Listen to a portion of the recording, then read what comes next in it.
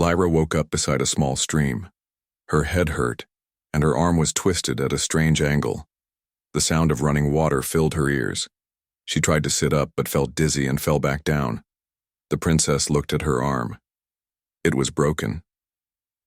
For her people, this was not usually a big problem.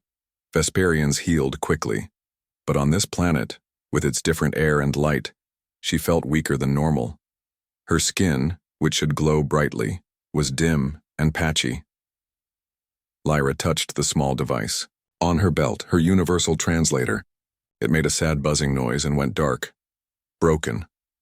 Without it, she could not speak or understand the human language. Great, she said in her own language, which sounded like musical chimes to human ears. Lost on a primitive planet with a broken arm and no translator. She tried her emergency beacon next. It was supposed to signal her guards, but nothing happened when she pressed it. The crash must have damaged it too. Lyra was truly alone. The princess managed to sit up and look around. Earth's forest was different from the silver trees of her home world. These trees were green and brown, and the air smelled rich and strange. Under different circumstances, she might have found it interesting. Now, it just felt dangerous. Lyra heard a sound and froze. Something was moving through the trees toward her. She reached for her weapon, but it was gone, lost in the crash or the teleport. Defenseless and injured, the princess looked for a place to hide, but she was too weak to move quickly. The bushes parted and a human stepped into view. He was tall for his species, with dark hair and a serious face. He wore green clothes and carried a small pack on his back. When he saw Lyra, he stopped suddenly. Noah couldn't believe what he was seeing. By the stream sat what looked like a woman, but she wasn't human. Her skin had a soft blue glow that flickered like a dying light bulb. Her hair was silver, not blonde or white, but actually silver like metal, flowing down her back. Her eyes were too large with no whites, just deep purple color from edge to edge. She was hurt. That much was clear. Her arm was broken and she had cuts on her face and hands. She wore what looked like armor, but it was made of a material Noah had never seen before. Something between metal and fabric that seemed to move slightly on its own. When she saw Noah, she said something that sounded like bells ringing. Couldn't understand the words, but her fear was clear. "I won't hurt you," Noah said, raising his hands to show they were empty. "I want to help." The alien woman, because she could only be an alien, tried to move away from him, but she was too weak. She said something else in her strange language and pointed to a small device on her belt. It looked broken.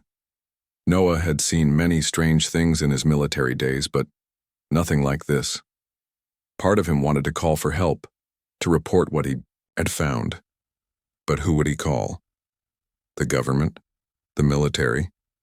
He knew too well what might happen to her if she fell into the wrong hands. And she was hurt. Whatever she was, wherever she came from, she needed help now. Slowly, Noah approached her, still keeping his hands visible. "My name is Noah," he said, pointing to himself. Noah. He knew she couldn't understand him, but it seemed important to try. The alien watched him carefully. After a moment, she pointed to herself with her good hand. "Lyra," she said. At least that's what it sounded like to Noah's ears. "Lyra," Noah repeated. "Okay, Lyra. Let's get you somewhere safe." It took time and patience, but eventually Noah convinced Lyra to let him help her stand. She was lighter than she looked, and Noah noticed her skin was warm, warmer than a human's would be. The glow it gave off didn't burn or hurt when he touched it. It just felt like touching someone who had been sitting in the sun. Noah half-carried Lyra through the forest to his cabin. It wasn't far, but the journey was slow because of her injuries. Twice they had to stop and hide when they heard the sound of search helicopters overhead. Whatever had crashed in the forest, the authorities were already looking for it. Noah's cabin was small but clean and well organized. It had one main room with a bed, a table, some chairs, and a small kitchen area. A door led to a tiny bathroom. Large windows looked out at the forest and mountains beyond. Lyra seemed afraid to enter at first, but the pain and exhaustion eventually won out. Noah helped her to the bed, where she sat stiffly, looking around with those strange purple eyes. "I'm going to help with your arm," Noah said, moving slowly as he gathered first aid supplies. He didn't know if alien bodies worked the same as human ones, but a broken arm was a broken arm. It needed to be set and secured. For the next hour, Noah worked carefully to clean Lyra's cuts and set her broken arm. She didn't cry out even when he had to pull the bone back into place.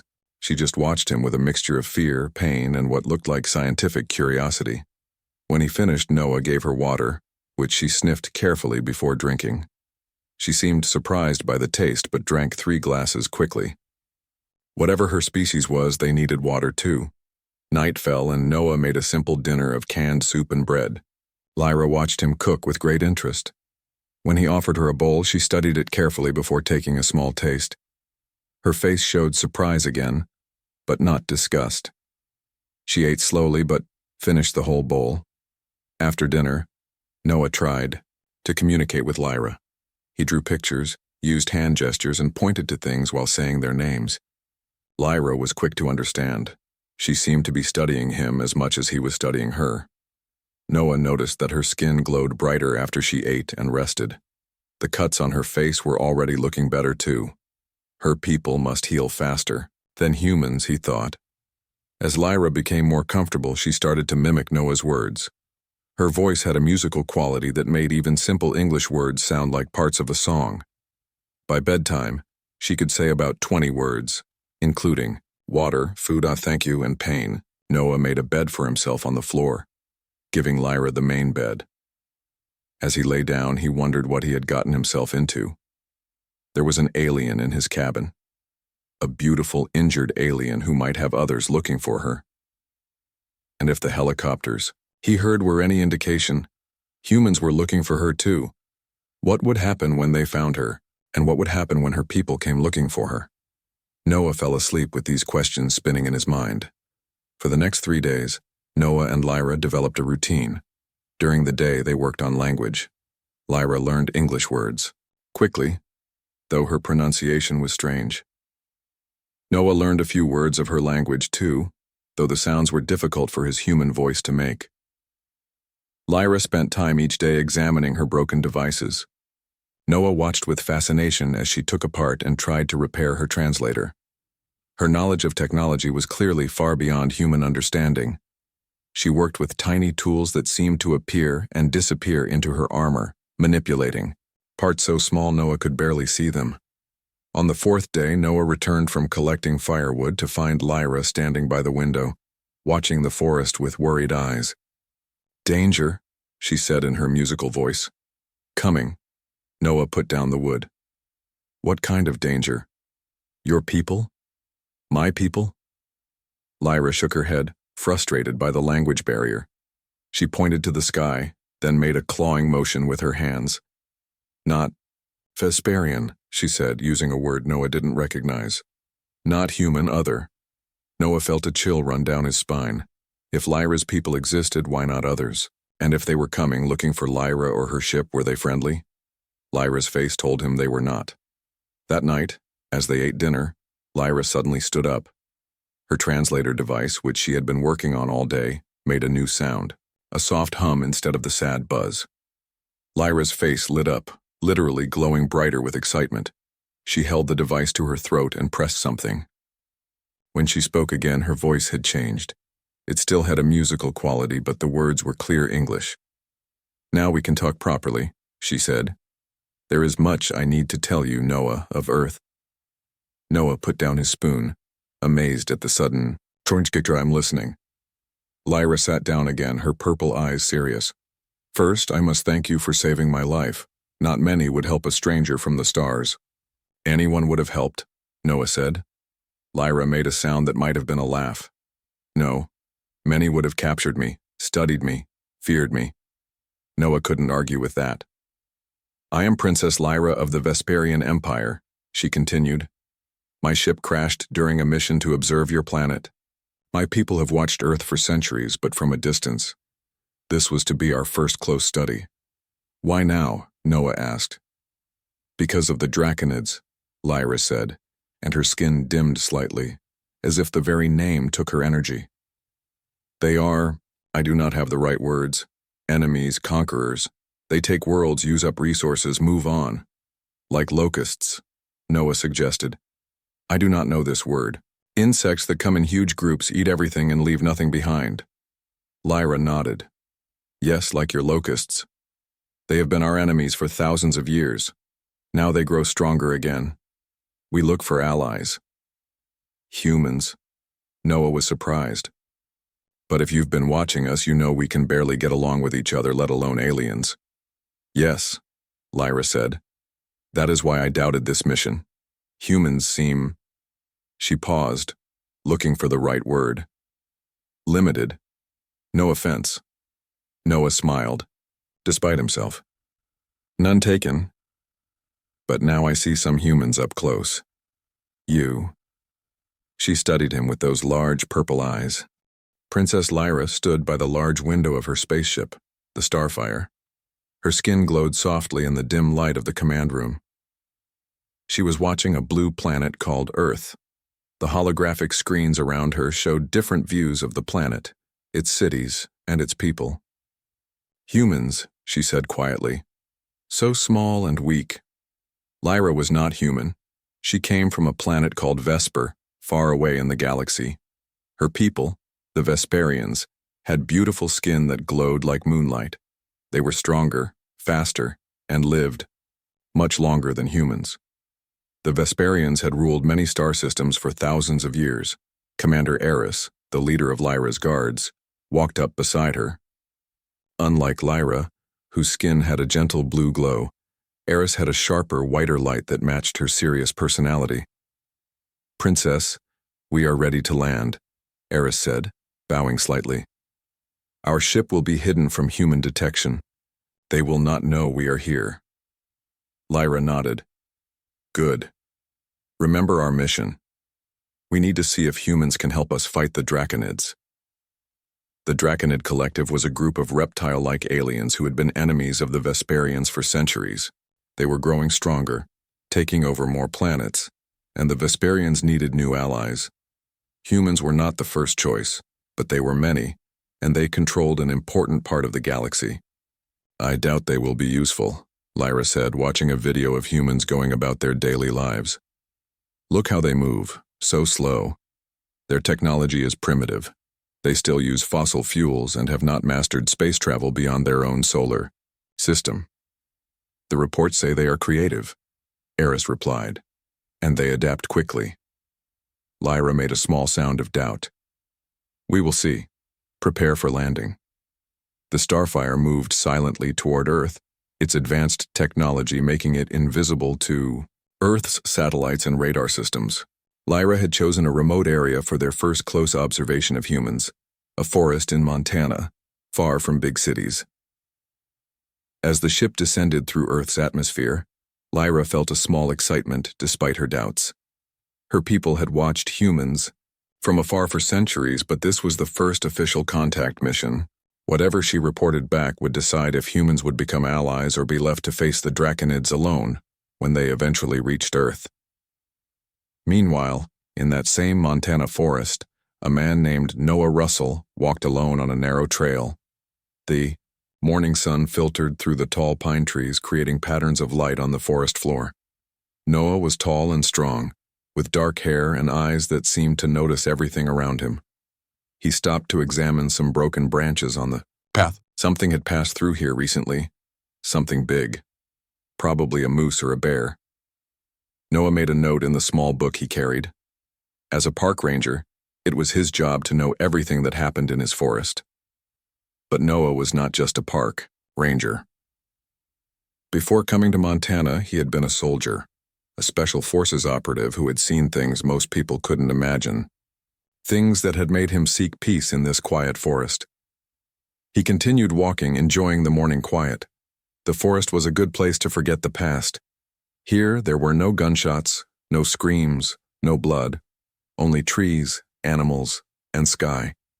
Noah reached a small clearing and stopped to drink water from his canteen. As he drank, he looked up at the clear blue sky, enjoying the simplicity of the moment. Then he saw it, a brief shimmer in the air, like heat rising from hot pavement. But it was not hot today, and the shimmer was too high, too large. Noah's old training kicked in. He dropped to one knee, scanning the sky carefully. There it was again. Something moving through the air, something big that should be visible but wasn't quite there. Like looking through water at a distorted image. What the hell? Noah whispered to himself. His hand automatically moved to his hip, where he once carried a gun. Now he only had a small knife and a radio. On the Starfire, alarms suddenly began to sound. Red lights flashed across the control room. What's happening? Lyra demanded, moving quickly to the main control panel. A young officer's fingers flew across the glowing controls. System failure in the cloaking mechanism, Princess, and the landing stabilizers are not responding correctly. Fix it. Eris. Ordered. I'm trying, the officer said, her voice tight with worry. But something is interfering with our systems. It could be Earth's magnetic field or... A loud bang cut off her words as the ship lurched to one side. Lyra grabbed the edge of a control panel to stay on her feet. Princess, you must get to the safety pod, Eris said, already moving to protect Lyra. We are going to crash. No, Lyra said firmly. I will stay with my crew.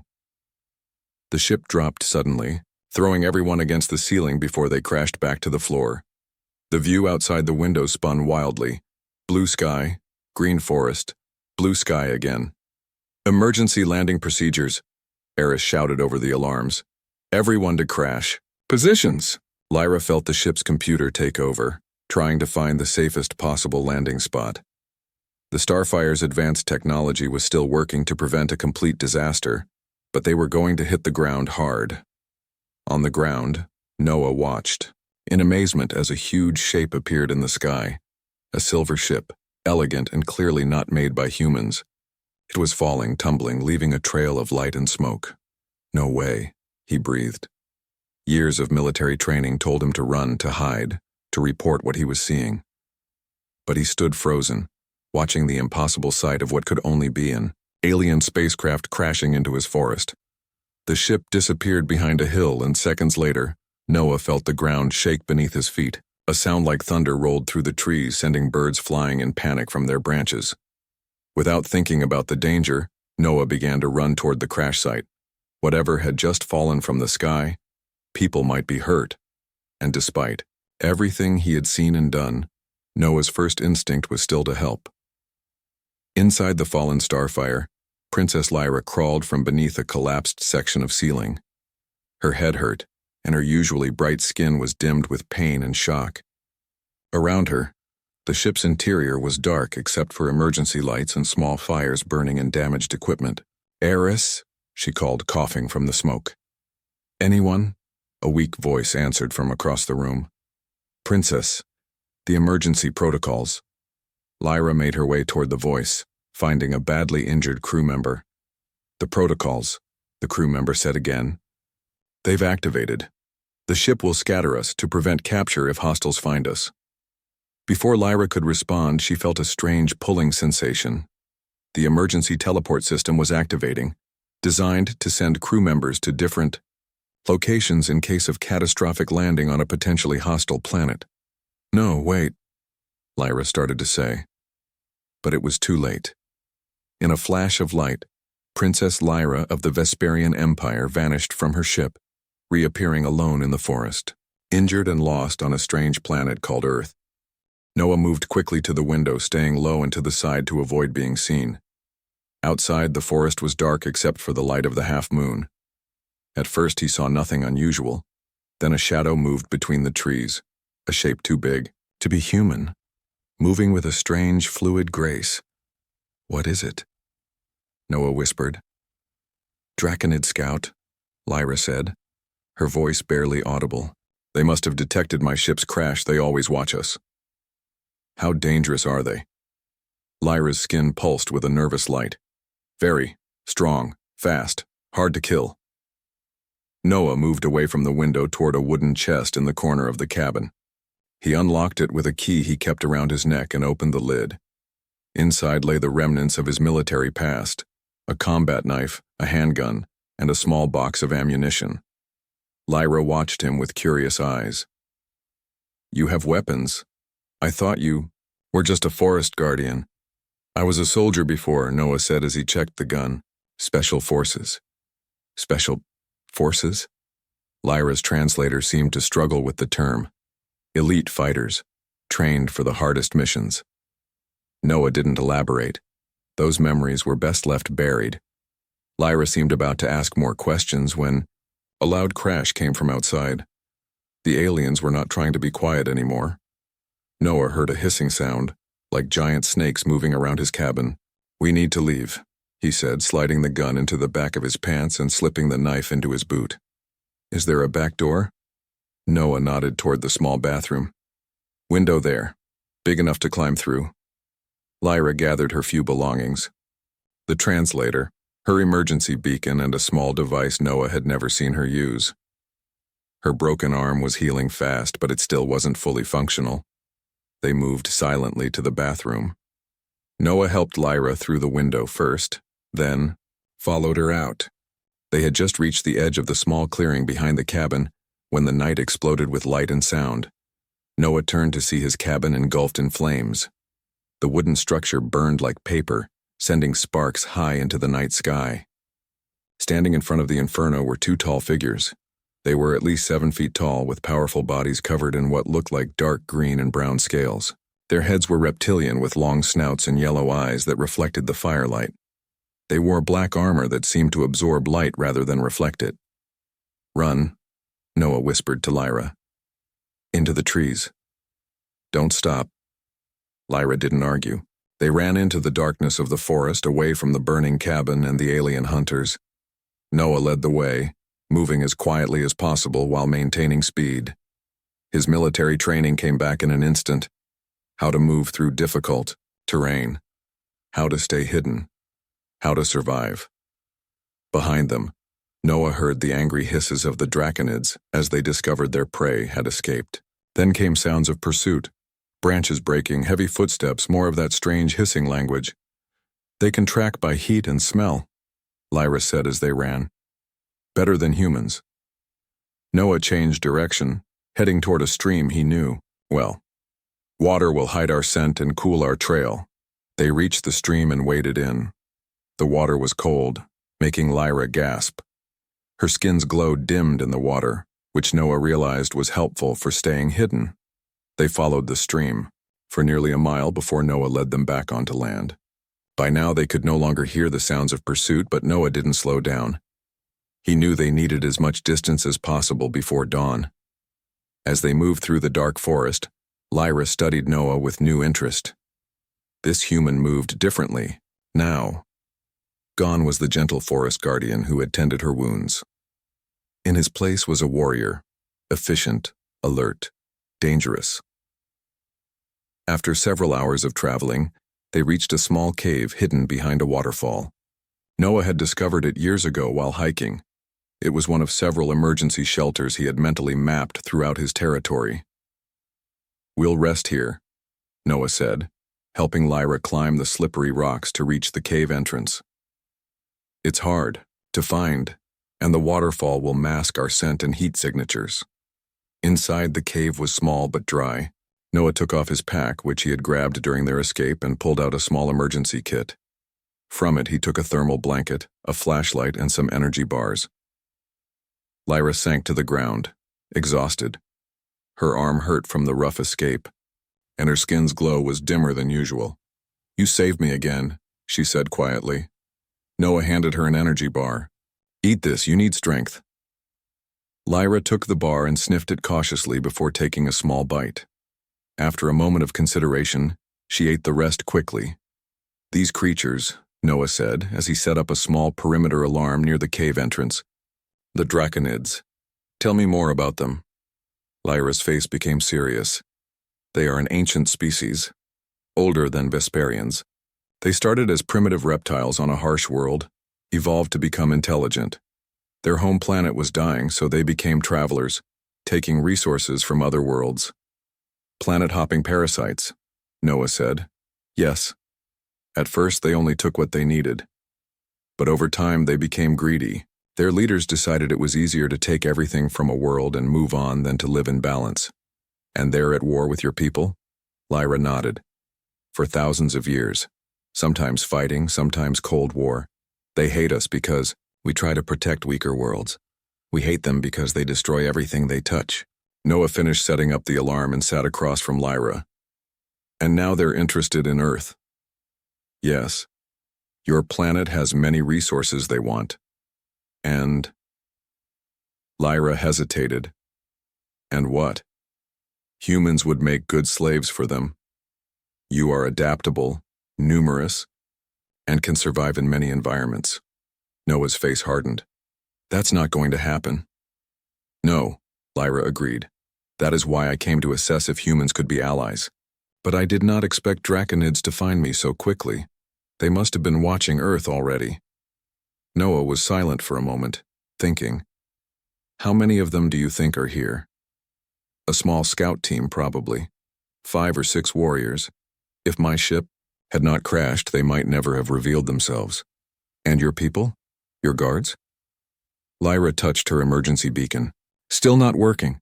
The crash damaged it. Commander Eris will be looking for me, but without a signal. We're on our own. Noah finished for her. Yes. They fell into silence, listening to the sound of the waterfall outside the cave. Despite the danger, exhaustion soon overtook them both. Lyra fell asleep first, her skin's glow pulsing gently like a heartbeat. Noah watched her for a while, this alien princess who had literally fallen into his life.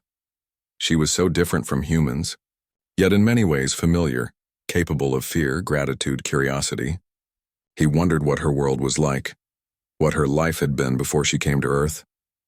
Eventually, Noah dozed off too, but his sleep was light and alert, as it had been during his military days. Dawn came, sending weak light through the waterfall, into their cave. Noah woke instantly, checking their surroundings.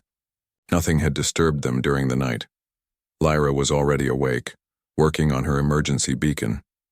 Her slender fingers moved with precision over the tiny components. I think I can fix this, she said without looking up. But I need a power source. The crash drained its energy. Noah thought for a moment. What kind of power? Electricity? Yes, but more than your small batteries could provide.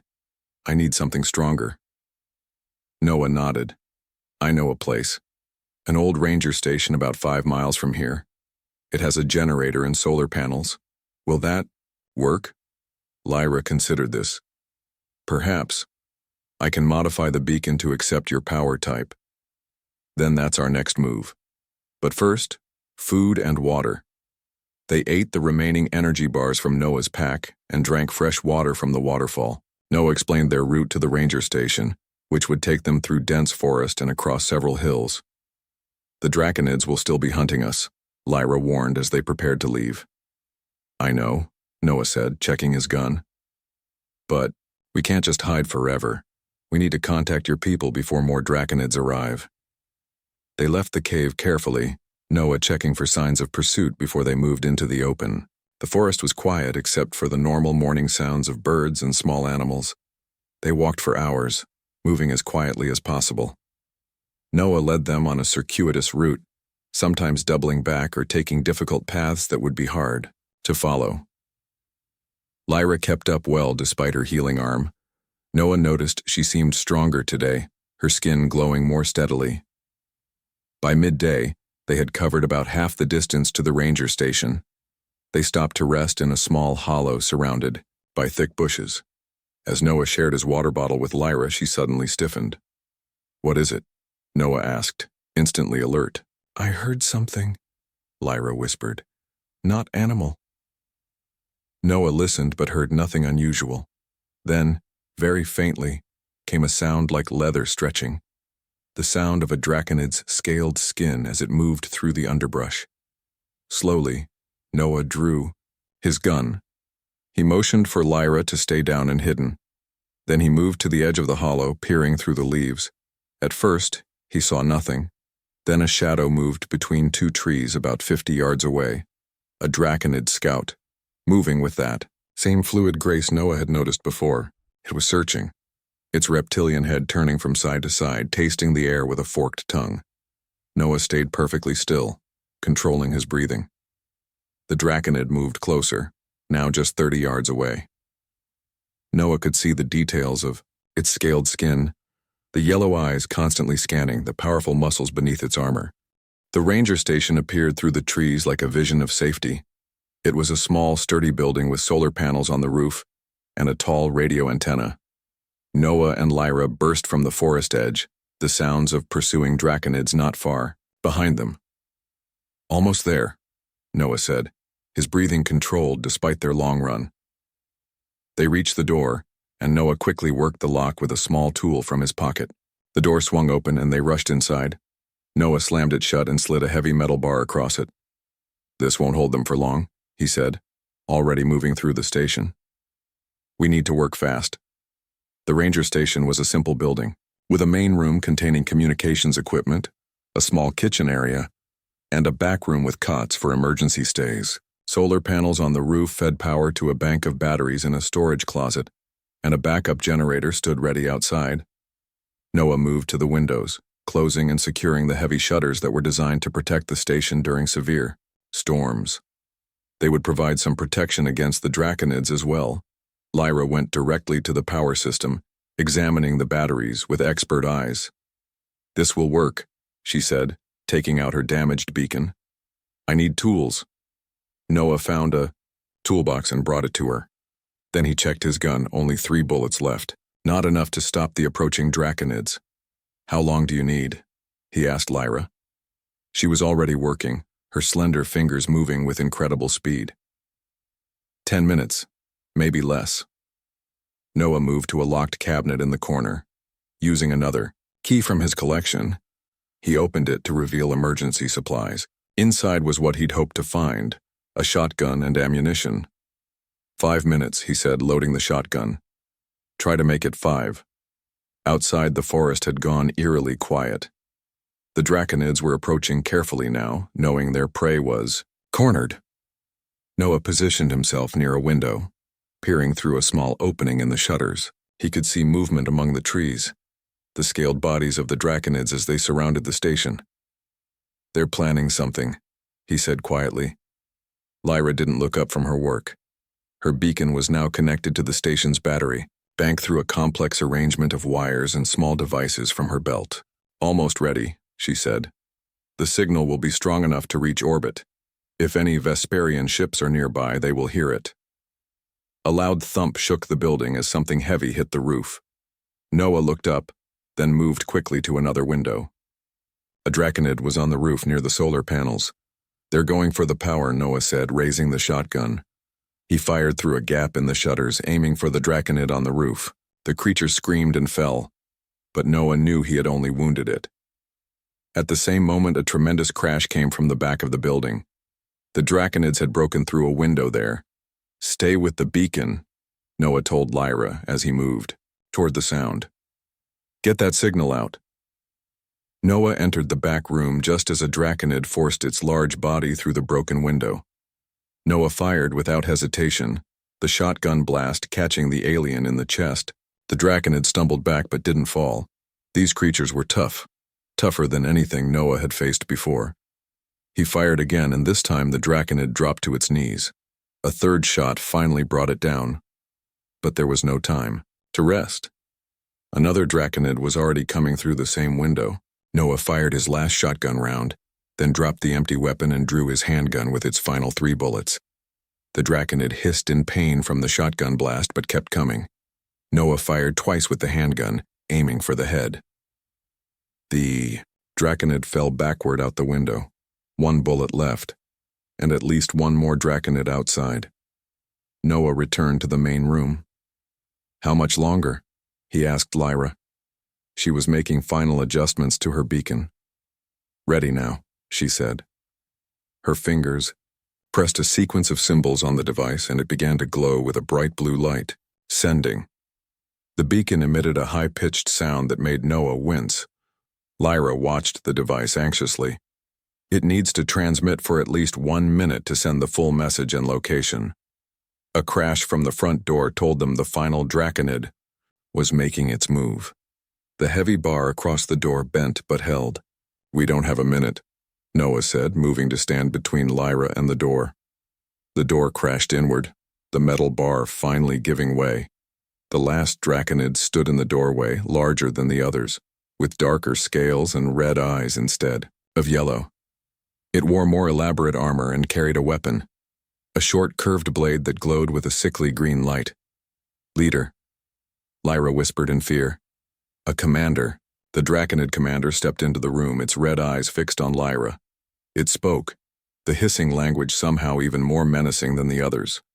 "It says I am its prize," Lyra translated, her voice shaking.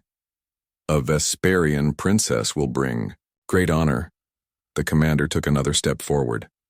Noah raised his gun, knowing one bullet would not be enough to stop this powerful creature. "The beacon needs 30 more seconds," Lyra said quietly. Noah made his decision. He would not let them take Lyra. He fired his last bullet, aiming for the draconid's eye. The shot hit its mark, and the commander roared in pain, one red eye now a ruined socket. But it didn't stop.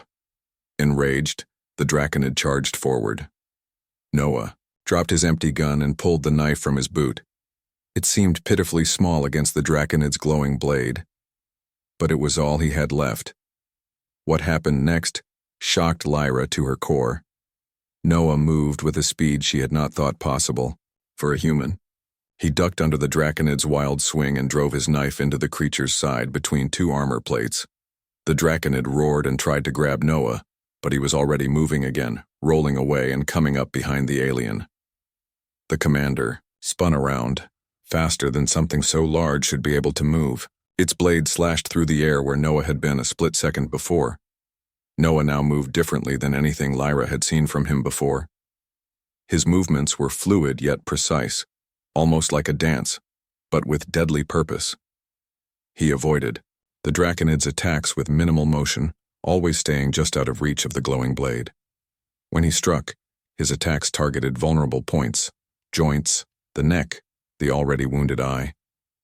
The small knife flashed again and again, drawing the draconid's dark blood. Lyra watched in amazement. This was not normal human combat. Noah moved as if he knew exactly what the draconid would do before it moved. His reactions were too fast, his precision too perfect. The beacon in Lyra's hands gave a final tone. "Signal sent," she said, but Noah couldn't spare the attention to respond. The fight continued, man against alien, knife against sword. The draconid was powerful and naturally armored, but it was growing frustrated and sloppy. Noah was bleeding from several small wounds but showed no sign of slowing down. Finally, Noah saw his opportunity. The draconid overextended on a thrust, and Noah moved inside its reach. With a movement almost too fast to see, he drove his knife up under the creature's jaw, into its brain.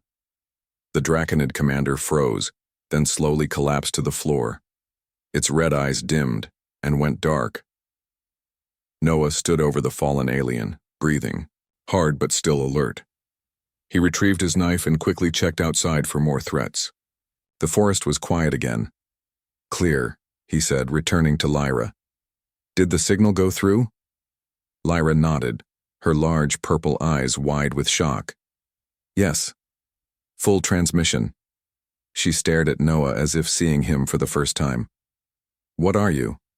Noah wiped his knife clean and returned it to his boot. "What do you mean? No human moves like that. No human fights like that.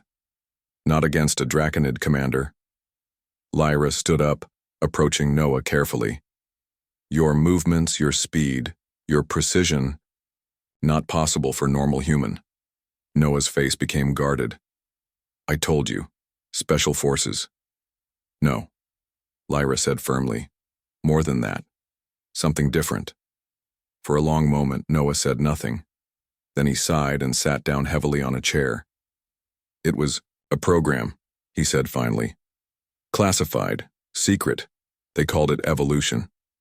Lyra sat across from him, waiting for him to continue. "They selected soldiers with certain genetic markers," Noah explained. "Gave us treatments, changed us, made us faster, stronger, better at processing information. improved our reaction times, our muscle efficiency, our brain functions. You were enhanced, Lyra said, understanding dawning in her eyes. Yes, but it came with costs, side effects. Some men went crazy, others died. I was one of the lucky ones. I survived with my mind intact, but I couldn't stay in the military. 2. Many questions about what I'd become. Noah looked down at his hands. So I came here. To be alone. To live quietly. Lyra was silent for a moment, processing this revelation. Your government created warriors that can fight draconids and survive. They didn't know about draconids, Noah said with a small smile. They just wanted better soldiers for human wars. Still, Lyra said, if there are more like you. There aren't many, Noah interrupted. Maybe a dozen who survived the program with all their faculties intact. And we're all in hiding now, living quiet lives away from people who might ask questions. Before Lyra could respond, her beacon lit up with a new color, bright silver instead of blue. A voice came from it speaking in the musical language of the Vesperians. Lyra's face lit up, her skin glowing brighter with joy. She responded rapidly in her own language. My guards, she told Noah when she finished. Commander, Eris and others survived the crash. They've been searching for me. The Vesperian transport ship hovered silently above the clearing, its silver hull gleaming in the afternoon sunlight.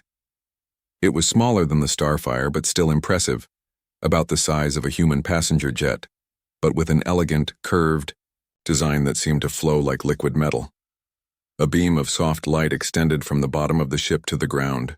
Within this light, figures began to descend slowly, as if floating. Noah watched with a mixture of awe and caution as 5 Vesperians touched down in the clearing.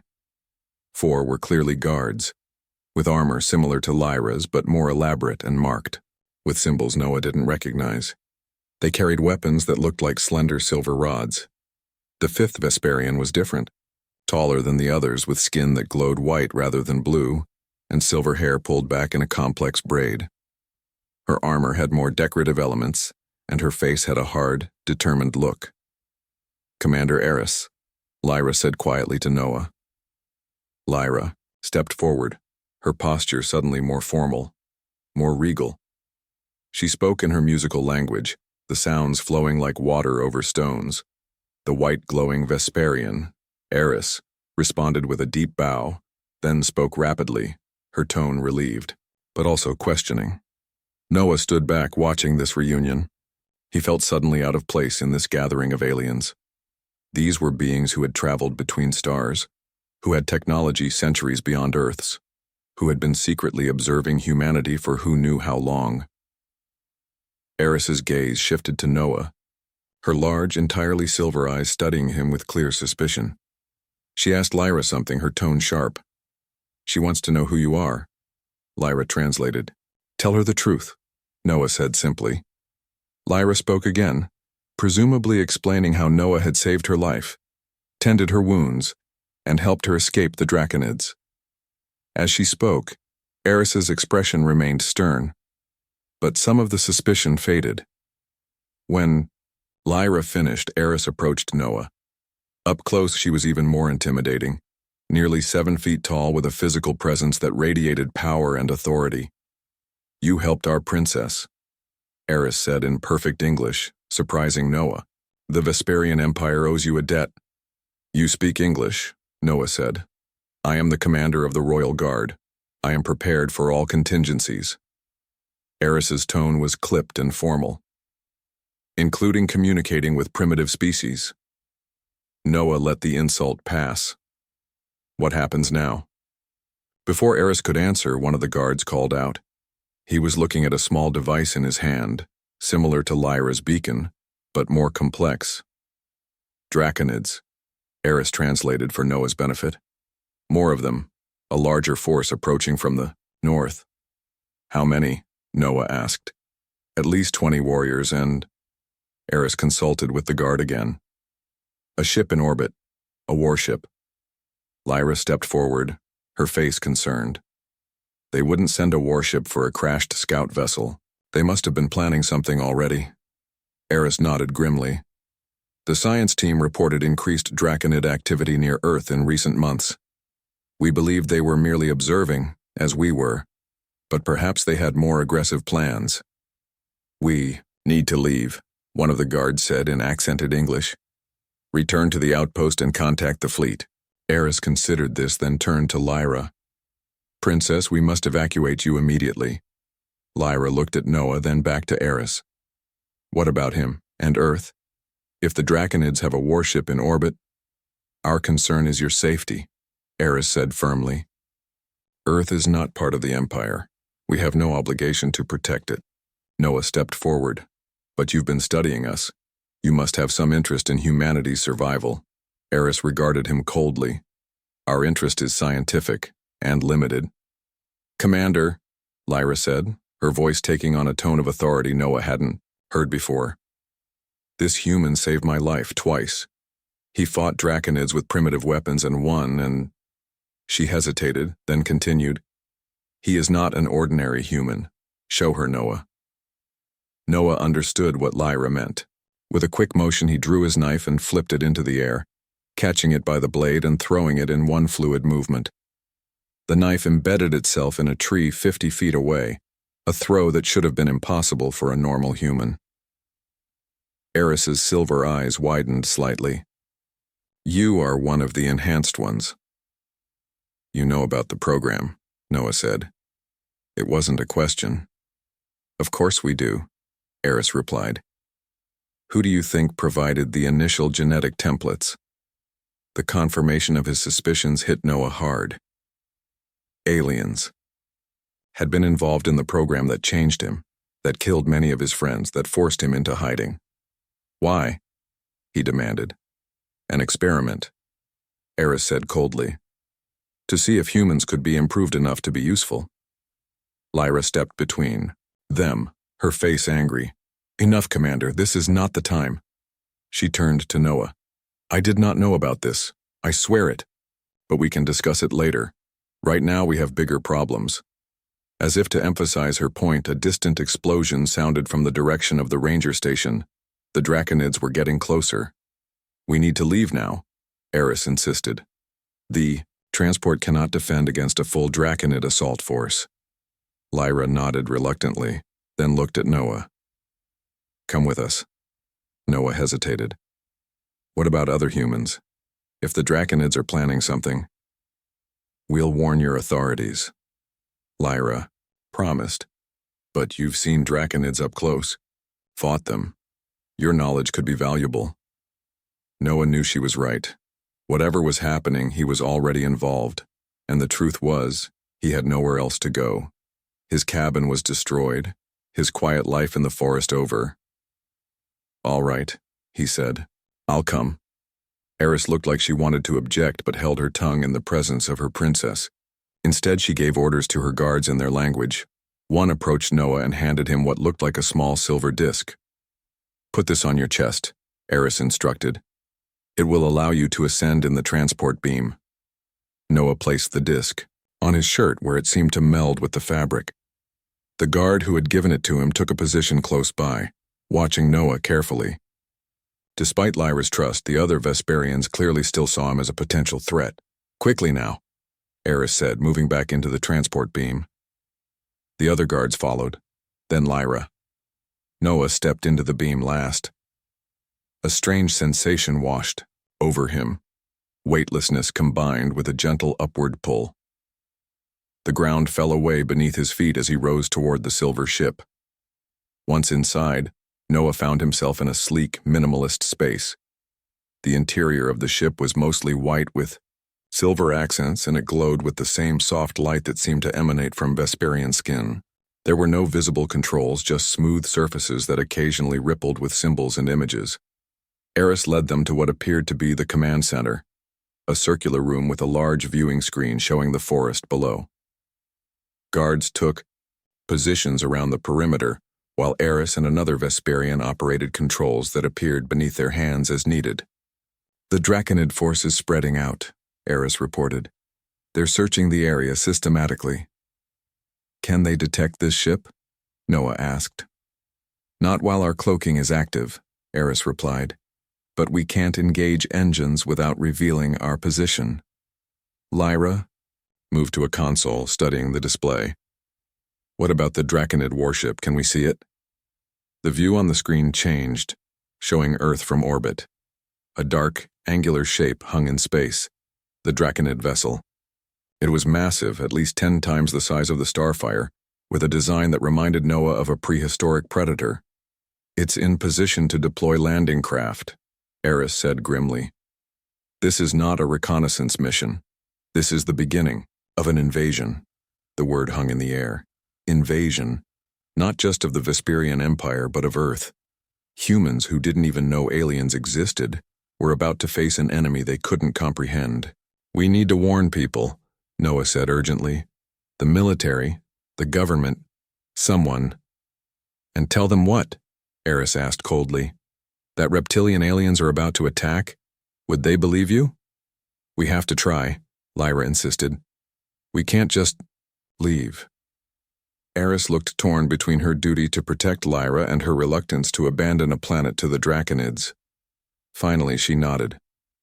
We can send a transmission to human authorities, but we must be careful not to reveal our presence. The Vesperian High Council has strict rules about first contact. A bit late for that, isn't it? Noah said, gesturing to himself. One human knowing about us is a containable situation, Eris replied. Global awareness is another matter entirely. Another Vesperian entered the command center. This one wore different clothing, a simple white garment instead of armor. His skin glowed a softer blue than the others. Princess Lyra, he said with a bow. I am Terran, lead scientist of the Earth observation team. Lyra acknowledged him with a nod. Scientist Terran, your presence is fortunate. We need your knowledge of human communication systems. Terran glanced at Noah with obvious interest. Is this? Yes, one of the enhanced humans, Lyra confirmed. But that is not our concern right now. We need to warn Earth authorities about the Draconid threat without revealing ourselves. Terran considered this challenge. We could send an anonymous message to multiple military commands, use their own communications channels, make it appear to come from a human source. Will they take it seriously? Noah asked. Probably not at first, Terran admitted. But when Draconid ships appear in their skies, they will remember the warning. Do it, Lyra ordered. Terran moved to one of the consoles and began working. Symbols in human language appeared on the screen as he crafted messages to be sent to various Earth military.